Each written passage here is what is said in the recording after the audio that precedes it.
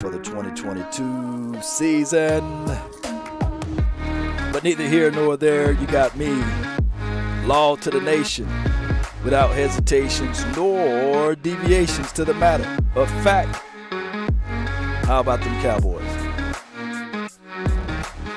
They really say ain't no party like a cowboy party, but what about a Law Nation groove? One love to the HBOs. Shout out to you guys. Shout out to the SGs. Thank you guys for tuning in and being part of this revelation for the nation. Training camp news and notes. Shout out to Cowboys Experience. Be sure to check us out on cowboysexperience.com. Let's go. Mama said there'll be days just like this. Training camp news, notes, and presser. Mike McCarthy, Iron Mike, by the way. He said defense win championships, but you need a quarterback to do that as well. Similar to that degree. Let's go. Shout out to Iron Mike for those comments and those words. Let's go. Shout out to the No Days Off crew. Let me know what you guys want to do. Come on. As the room fill up, be sure to smash that like button. Let a friend or a neighbor know where to go when they want to tune in to Cowboys Sports Talk and be yup. Let's go. Come on. All right. 5, 4, 3, 2. Shout out to you, Eddie Cruz. Bam. Appreciate everybody for jumping in. Let's listen into the audio, too, of the Cowboys presser, if it's still going on. Appreciate everybody that's tuning in. I really do appreciate you guys so much. Football, every game, except I think one wild card game came down to either the last play or last series. So that's the reality of it. And we all have the same amount of time to train and practice, under the CBA. So how much time are you going to spend on those situations?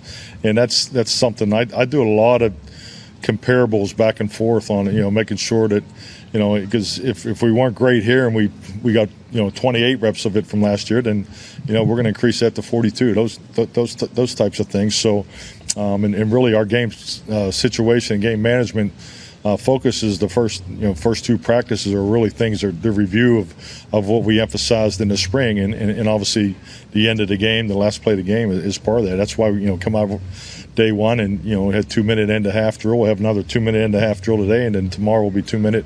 So we cannot spend enough time on the sequencing and the understanding and the specific schemes and the tendencies that occur at the end of the game. So it's been I've done more of it here than I have in the past, and it's a product of how I feel we need to work on. How would you assess how you did it yesterday? I'm sorry? How would you assess how you guys did it yesterday? I'll tell you what I told them. I thought we moved the needle. This thing's all about moving the needle each and every day. And in the work that we had yesterday, I thought it was a good start. I think there's a lot of those little things, day one things that you want to get right. As far as the huddle break and just all those little things you got to make sure you nip in the bud right away. So and make it clean. But I thought we had a nice day yesterday. Last one right here. I know we talk a lot about that final drive of that game, but end of the first half, you guys had an opportunity to put points on the board, and the start of the second half, back to back, you guys did as well, and that didn't happen. How much do you think that situation, in terms of that game and just broader in terms of focusing on that in camp, is of importance? The statistics speak for themselves. The ability to score going in and coming out. It's we call it a double-double or a double-double with cheese. If you get a field goal in, a tight end going in, your percentage of win goes up to 80%. So. That's why we practice it. We emphasize it, but at the end of the day, it's about getting these reps and trying to create this environment that's as close to the game as possible. And that's what I think we're doing we're off to a good start. Okay. All right, thank you.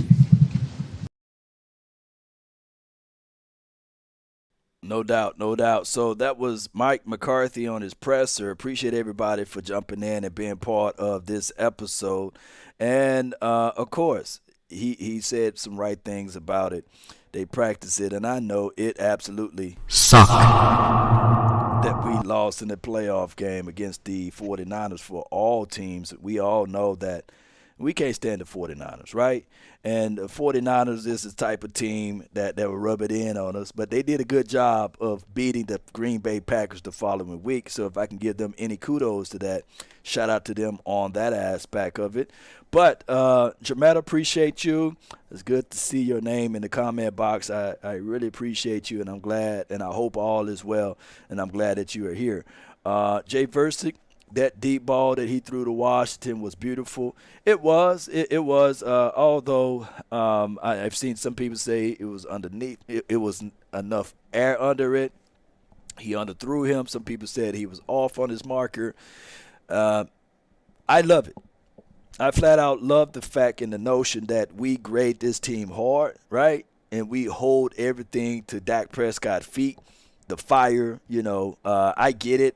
A lot of people detract what Dak Prescott brings to the table, and I get it, right? Dak Prescott should understand and know that even if when he do good, they detract that, and when he does bad, they amplify it. So he should know that by now. And you get, of course, this team, as far as the fan base, I tend to fight more of the Cowboys fans versus any other team fan base.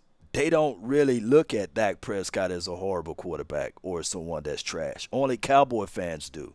And that is a remarkable thing. So that let me know that a lot of Cowboys people just angry and upset, and they looking for something to point at, right?